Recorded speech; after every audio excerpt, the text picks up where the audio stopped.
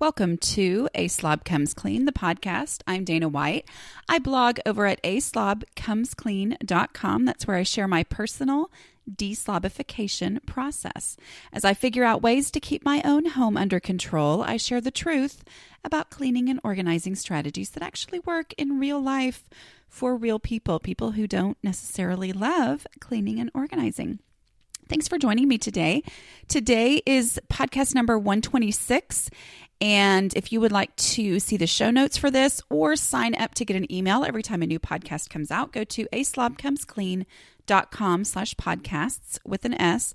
I'm calling this one Bare Minimum House Cleaning Plan, or what is the very least I can do to keep my home under control? Because that's the real question that people like me have. That's what we actually want to know. Okay, but before I do that, let me just also mention that I am the author of the book, How to Manage Your Home Without Losing Your Mind. And that book is available wherever books are sold in whatever format in which they are sold. I'm going to read a review from Audible. This is for the audiobook. Okay, it says, I really enjoyed this book. I have always struggled with keeping my house clean on a day-to-day basis, and this was the book for me. Stuffed full of great hints and tips, and the tone was never condescending. Okay, the reason I chose this one was because that's like the thing that makes my heart happy is when somebody says, and the tone was never condescending. That's what I would have needed to hear when I desperately needed a book like this one. So that was one of my biggest goals. Because if you've listened to many podcasts, you know I really don't have any right to be condescending when it comes to this stuff. Okay, but I also want to make sure that you knew that on audible.com, you do not have to be a member to purchase the audiobook. Okay, so you can have the Audible app on your phone or probably on your computer, I don't actually know, without being an Audible member and listen to audiobooks that way. And then you just purchase the individual books. And the reason I'm making sure I point this out is when I was checking today, I like to check my reviews. I noticed that it is still only $3.99 for the audiobook if, okay, this is the if you own the Kindle book. Audible is associated with Amazon. I think they're the same company, not sure. But basically, if you have purchased the Kindle version on Amazon, audible.com knows that because I think you have the same login. Not really sure. Anyway, if you have purchased the Kindle version, you can buy the Audible version for $3.99. So if you already own the Kindle version, and if you just go and look up the thing and you're signed in, it'll tell you whether you do or not. Because I know sometimes people like us forget these things, but anyway, it is there and you can listen. It's a whisper sync thing where you can technically read a little on your Kindle and then it'll pick up right there in the audiobook, and then you can go back and forth between them. But I just hear from so many people, like I'm really shocked, honestly, who own every version of the book. And it sounded like I was bragging, which I kind of am. But anyway, but one of the things I hear again and again from people who have the audiobook is that they listen to it over and over while they're cleaning. So, it just pairs so perfectly because what I'm talking about is an active subject and just they listen to it while they clean. So just wanted to let you know that right now, as of this moment, I don't know how long that will last.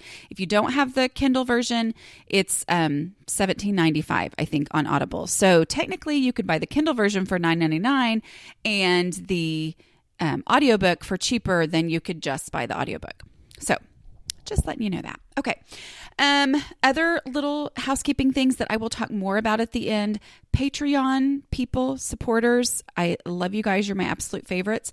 I've had several of you who have become patrons recently and have not filled out the form you need to fill out to be invited to the secret private Facebook group that is only for patrons. So if you are a patron, please check your Patreon messages. If you don't know what I'm talking about, go to patreon.com/aslobcomesclean, or I will put a link in the show notes for this so you can find out how you can be a patron too. Okay, the other little thing, I know I'm yakking on and on. before I even get to the content. But I will be this weekend. If you're listening to this the day it comes out, or the next day, or even the next day,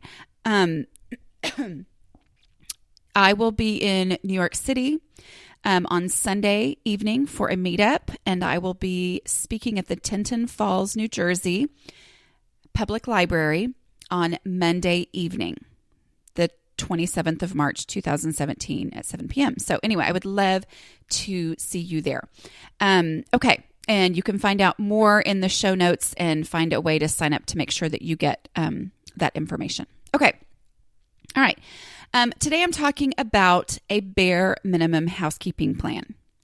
But the goal for doing the bare minimum is to focus on the things you really want to do, where you want to put your focus. Okay, that's what we're going to be talking about today. Okay, now I'm calling this a bare minimum house cleaning plan, but ultimately we're talking about keeping the house under control as opposed to keeping it perfectly scrubbed down without a dust bunny to be found and noticing things like, just whatever. We're talking about the bare minimum. Keep my house from being a total disaster. And here's where I'm talking to my people. I love it that I hear from normal people. That's what I call people who aren't slobs. Normal people who listen to this podcast. That makes me happy. It boggles my mind a lot anyway. But the truth is, I'm talking to those of us who have lived in this situation where we're like, how does this happen? How does it get like this? I'm not really talking about somebody who expects things, like notices that things are dusty and immediately dusts it. Or notices, a scrap of paper on the floor and bends down and picks it up right away. I'm not talking to those people, okay? I'm talking to those of us who are like, yeah, my home's default state is total, complete disaster. And this is what I have learned, which if you have read the book and you have listened to my podcast before, none of this is stuff you haven't heard before, okay? But it helps me to keep thinking of it in other frameworks, I guess, kind of like reframing things and going, okay, really, this is what it ultimately is, which is, what is the bare minimum? What's the very least I can do and have a home that's not out of control, okay? Have a home where I can open the front door when somebody knocks on it and not just cringe and my ears turn red and I get short of breath because I think, seriously, oh my goodness, I thought I was good and no one was going to see this. And then all of a sudden that's what I seek to avoid through this deslobification process. And I have figured it out. If I will do these bare minimum things, then that doesn't happen. Okay. Are there times where I go, oh, that person right there, I sure would have liked for things to be more perfect? Sure. Of course they do, because my default is crazy. All right. But if I will do these things, then it's not just, seriously, I'm afraid to open this door because someone could, I don't know what. Anyway. All right. So what is the very least I can do to keep my house clean? Okay. Before I do that, I just want to kind of give a little analogy that I made in a post that I wrote about this recently. And that is bare minimum exercise. I am trying to readjust my thinking yet again on exercise. Okay. So a lot of you know, if you've been around a long time, that I did a thing called Camp Gladiator for several years. I think I ended up doing it. I was paying for it for about 3 years. I think I only did it about 2.5 years, but anyway. But I did this for a long time, and I really did, I don't know if enjoy is the right word, but I was really into it. Now I went at 5 a.m. in the morning, and I had all these reasons why that that was working for a while, because, the thing that absolutely is true about that is nothing conflicts with 5 in the morning except for sleep. But so I did that for a long time, and, it was kind of this extreme thing. And I was like, okay, extreme is what I need to do. Extreme is what's going to work. I've got to do more than I was doing before, and I just need to do this. Well, great. And then life happened, and I stopped going. I'll just be honest. I just stopped going. I mean, I could give you all these reasons why I stopped going, but the truth is I just stopped going. And for a while after that, I just stopped doing anything, stopped doing any exercise. Just for a moment of confessional, so writing a book and gaining weight seemed to go together for me, unfortunately. Anyway, I gained a lot of weight when I wrote my book, and it's hugely frustrating to me. And around that time is when I stopped being consistent going to Camp Gladiator. I was just stressed out and working hard, and anyway, here's my excuses. But so I was doing this, and I was looking at, so I stopped exercising, basically. And it was very frustrating because I felt gross. And, even though the book was written and I'd gained all that weight, and when I say I gained weight, because I stress eat, and I just will look down and go, I'm working on this book, and I just ate those cookies. Anyway, I'm not even sure how they got there, but like I said, I'm going to stop confessing now. But anyway, so I had stopped doing anything, and I was just frustrated. And I was like, what do I have to do to start again? What am I going to have? I've got to get this oomph going, and I've got to have some lightning bolt moment, or whatever that Gretchen Rubin calls it. I'm waiting for that to happen. I need this big, huge thing to just hit me over the head and make me change into a fanatical workouter, which made no sense. But anyway, and I think that was one of the things that frustrated me with Camp Gladiator was I thought, and I saw this happen with other people. I thought, okay, if I can just start going, at some point I'm going to experience this exercise high that other people experience, right? I mean, other people do that. They're like, oh my word, I am so addicted to exercising now. I used to hate it, and I used to but it's once I got going, and I kept expecting that to happen. And let me just tell you, it never did. Even when I was being amazingly consistent and going all the time and gradually improving and upping my weights and blah, blah, blah, whatever, it never happened. I never got to the point where I was like, I love this. I can't wait. I kept thinking at some point I'm going to wake up at 4:30 in the morning and go, oh, I can't believe I have to wait 30 more minutes to get to go to Camp Gladiator. And that never happened. Okay. So then I got discouraged over the end, and I was like, okay, here I'm doing all this extreme stuff, and I pretty much hate it. And it just never, morphed into this addiction for me that I wanted it to be. And so then I stopped going and finally just admitted that I was not going anymore, and then didn't do anything for a while. And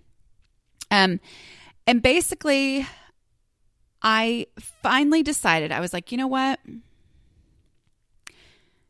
I'm getting older.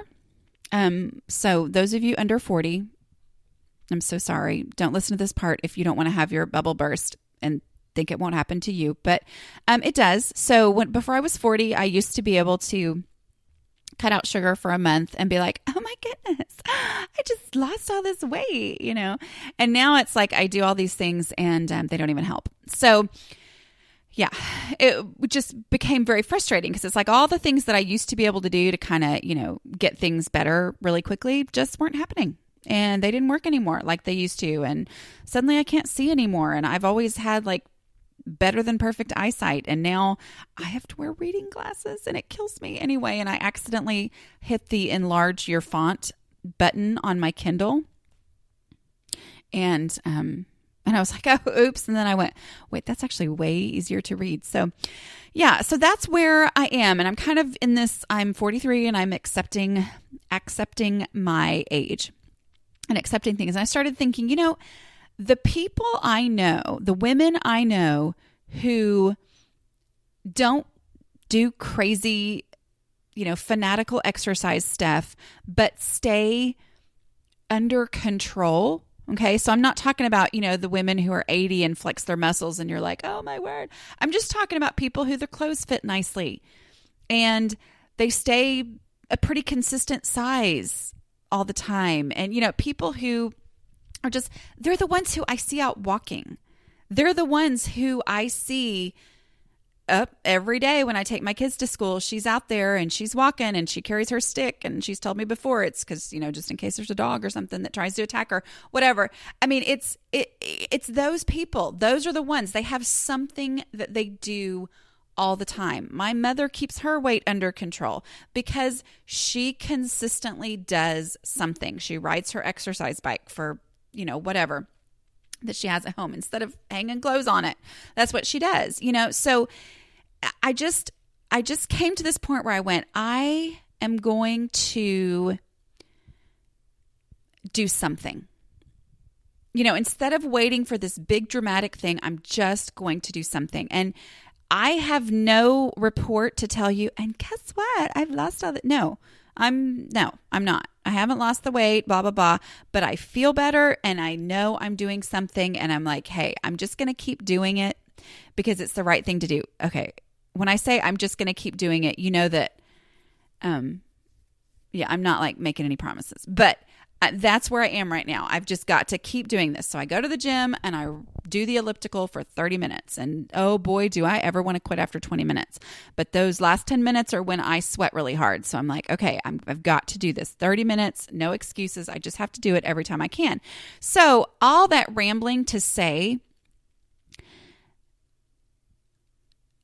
I am adjusting my expectations. And instead of saying someday, here I am doing nothing right now, but someday I'm going to be an exercise fanatic, and instead just saying, yeah, that may never happen, but I'm going to at least do the elliptical for 30 minutes today. Okay, even though I'm not having these great expectations of one of these days, I'm going to be super duper in shape and blah, blah, blah, whatever. I'm like, no, I know I need to be exercising because that's what people do who keep a decent weight. And anyway, so all that to say, a lot of this bare minimum housekeeping plan is the same idea. And I talk in the book, and I've talked on podcasts before about this idealism versus reality. And a huge part of me making progress in my home was going, I have to let go of idealism. I have to stop dreaming of the day when everything's going to be perfect. I have to stop dreaming of this time when I'm going to just wake up and I don't remember picking up last night, but I guess I did because my house looks great. I've got to stop looking toward that and just say, okay, what am I going to do today? My reality is I need to know what to do today. And that is what, through my own blood, sweat, and tears through the blog for the last 7 years, that's what I've figured out. Okay, so that's what I'm giving you is, first of all, adjust that mindset and realize top to bottom clean is not maintainable for normal people. Now, I know I generally make a little normal people being non-slobs, but I'm just saying in reality, for the vast majority of the world, a consistently all the time, top to bottom, clean and perfect home is not reality. So what is it that I can actually do in reality to keep my house under control, to keep it from being like a tornado went through it? Okay. I mean, what can I do at the bare minimum? Okay. And when I say bare minimum, that's where I'm like, okay, well, if that's the very, very least I can do, once I've identified that, then I'm willing to do that. And the key is to do it every day. Okay. So, Y'all know what I'm going to say, right? The bare minimum, very first thing that I have to do, if nothing else, is the dishes. If I don't do the dishes, the whole house gets out of control. If I consistently do the dishes, ultimately the whole house stays out of chaos. It's magic, but not magic at all. Okay. It's like, that is the bare minimum. And knowing that, not having to analyze and look at my messy house and say, where do I start? I'm like, well, I start with the bare minimum. This is the stuff that just has to be done, like it or not. Sorry. It's the doing the dishes. Okay. The next thing is sweeping the kitchen floor. And I know there are people who are like, oh, I don't do that. That's great. If your kitchen floor is generally picked up and not disgusting, great. But if you tend to have slob vision where, people live in the kitchen, they do things in the kitchen and things end up on the floor in the kitchen, just randomly placed and thrown and scattered. If that's you, and when you do go to sweep the kitchen, it's oh, wow, this is like a 3-hour task because I have to pick up everything first and then blah. Okay. If that's you, then maybe you're like me. Sorry. And that being a non-negotiable task, that being something to do every single day, will make a huge difference like it does for me. Okay. And remember, dishes and sweeping are both things that are so much harder the first day. Okay. The first day of dishes or sweeping is like miserable and horrible and awful because it's a project. It's catching up. But the second day, if you do it again, not waiting until it gets bad again, but instead just doing it again the next day when it's 1 day's worth of dishes or 1 day's worth of crumbs and one little thing that got left on the floor, then it's a quick little, dishes are 10 minutes and sweeping is 2 minutes. It really is a crazy thing how that works. That's that, daily task math, those dishes math that I talk about in the book. So that is, those are basics. Okay. And that keeps the kitchen under control. I know some people are like, well, what about the wiping down of the counters and and I'm like, that kind of stuff, when you're consistently doing those things, that happens. I mean, obviously you have to actually do it. But if I just focus on the dishes are the thing that has to be done, then the wiping down of the counters and the cabinets, that is a natural outgrowing of that. But I want to know, what's the basic thing? And y'all know I am a huge fan of whatever works for you. So if you love this method, then that's what you need to keep doing if it works for you, okay? But I will tell you that I believe the thing that has not worked for me about certain other methods that I tried during my days of despair before I started my blog. The reason that did not work for me was because they had me focusing on things that were not absolutely essential. Okay? I'm trying to be vague because like I said, I think it's awesome. But I remember reading a book where the make or break step was making your bed. And while I think that is great and I love it when I'm making my bed, life can go on with an unmade bed. But life cannot go on when every dish in the house is dirty and piled in the sink and covering the kitchen counters. Because you can't cook, you can't eat because you don't have anything to eat on, and catching up on that is an hours-long task. Catching up on making your bed, even if you haven't made your bed in months, yes, the sheets are more wadded up and it takes longer than the everyday, but it's still like a 5-minute task. Okay? So that is what I needed. I needed to identify what are the actual make or break. If I don't do this, my life can't go on. And I don't mean that like super dramatic. I'm just saying, like, our family cannot function if I do not do this thing. This is what I need to identify. Okay. That's what doing the dishes are.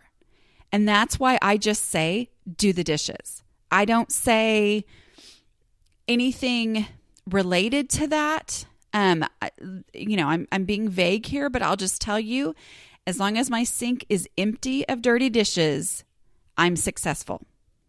The sink itself does not have to be shiny for me. Okay?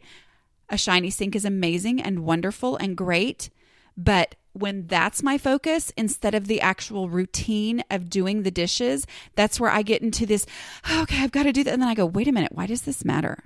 Like, I don't actually care that much if it shines. I mean, it's great when it shines, but it's not like, we can keep functioning when it's not shiny. So anyway, like I said, if that works for you, oh my goodness, keep doing it. That is awesome and great and wonderful. But that's what I needed. I needed to identify the bare minimum. Okay. And that's also why I have these things in order. I have the do the dishes number 1. It's not just a list of 4 things. And if you don't make it through the list, well, then you failed. It's order of priority. Do the dishes first. Okay. If you have time for nothing else, the dishes are the thing to do. Then, and if you're going, how could that make much of a difference? Let me just tell you that I get emails and messages from people all the time, which I love every single one and I read every single one, just so y'all know that. But I get messages all the time from people going, I didn't believe it could have the impact that it has. I had no idea that it would make that big of a difference. And it does. Okay? If you have a little more time, then the next bare minimum thing is sweep your kitchen.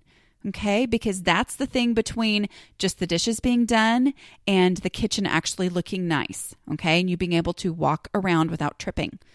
Then the next thing is check the bathrooms for clutter. I don't tell you that you have to clean the bathrooms every day, because I don't tell myself I have to clean the bathrooms every day. Because if I tell myself that, I'm like, really? Do they really need to be cleaned every single day? We can do the business that we need to do in there without them being perfectly clean every single day. Is it nicer when they are? Oh my word, of course it does. But we can't do what we need to do if we can't get through the room because there's clothes all over the floor. Or if I can't put my makeup on, because that is a necessity, not every single day, but a lot.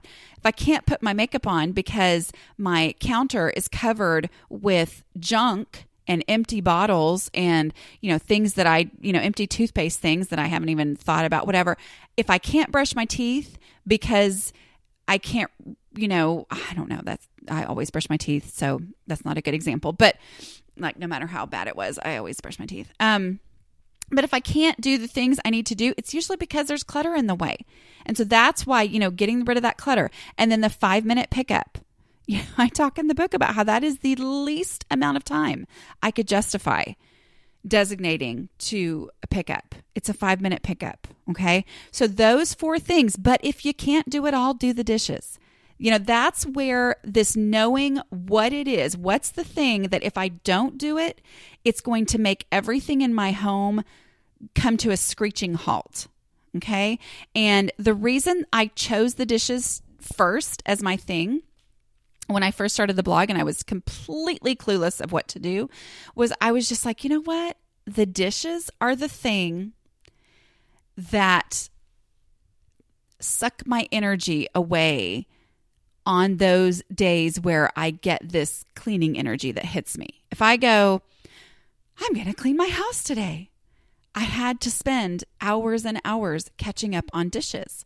And when I had to do that, then I never made it to the rest of my house. And so I couldn't identify all of that. I couldn't put it into words yet. I hadn't thought it through. I just thought, I know my dishes are a consistent problem. I know other people don't struggle this way. That's what I'm going to focus on. And turned out, yay, thank you, Lord, that actually was the thing that made the difference. Okay. I hope that's been helpful. And I'm sorry I talked about exercise for way too long, but yeah, there you go. Okay. I'm going to stop there, but I am going to give you the other information that I was going to talk about. Okay. So I did actually say it, didn't I? The Patreon people. So Patreon is a patronage system where you support this show, basically. And the things that I do at this crazy job that I made up called A Slob Comes Clean. Anyway, that is at patreon.com/A Slob Comes Clean. That's patron, but with an E in there. patreon.com/A Slob Comes Clean. And there's different levels of patronage. Those who are at the $5 level per month get several different benefits and perks and things. And one of those perks is that I have a secret Facebook group. And you only get invited to it if you're a patron. But if you are a patron, you have to fill out the form. Please fill out the form, okay? Because if you don't fill out the form, then I can't invite you to the secret group, because secret groups are super annoying in how they run. Anyway, but that's, I guess, the cost of it being secret, meaning, nobody can find it or read what's on it or who's in it or anything like that. So, anyway, if you have not been added to that group because you're a patron and you're a patron at the $5 level, go to patreon.com, sign into your account and look at those messages and find that link. I just did another one recently, but I don't know if people get it or not. It's one of those things I get confused about. Anyway, fill out that form. If you are completely confused, don't spend forever looking for it. Just email me at dana@aslobcomesclean.com or aslobcomesclean@gmail.com, and I will get you the link to the form. Okay. So, like I said, you don't need to stress. You don't need to search and search. You don't need to whatever. Just email me if you can't find it. Okay. And then New York City. I'm so excited that I'm going to be there. I will be at... Well, actually, I want you to email me. I don't really want to say it because then I will have police records of who I've told where I'm going to be. Is that bad?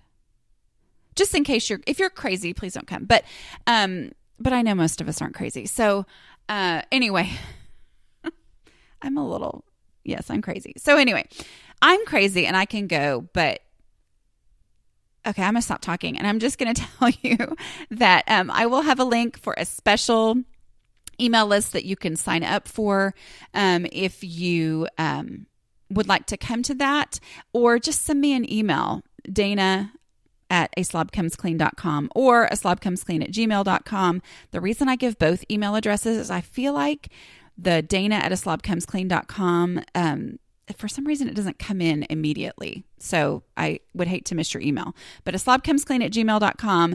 Email me if you want information on that, or sign up for the email list, and I'll be sending out another email probably on Sunday afternoon. But I know, anyway, whatever. Just give me an email. And I'll give you the information for Sunday night. But just so you know, yes, Tinton Falls Public Library, 7:00 Monday night. I would love for you to come to that. I will be talking about decluttering strategies for real life. So thanks for joining me today, and I will talk to you guys next week. Bye.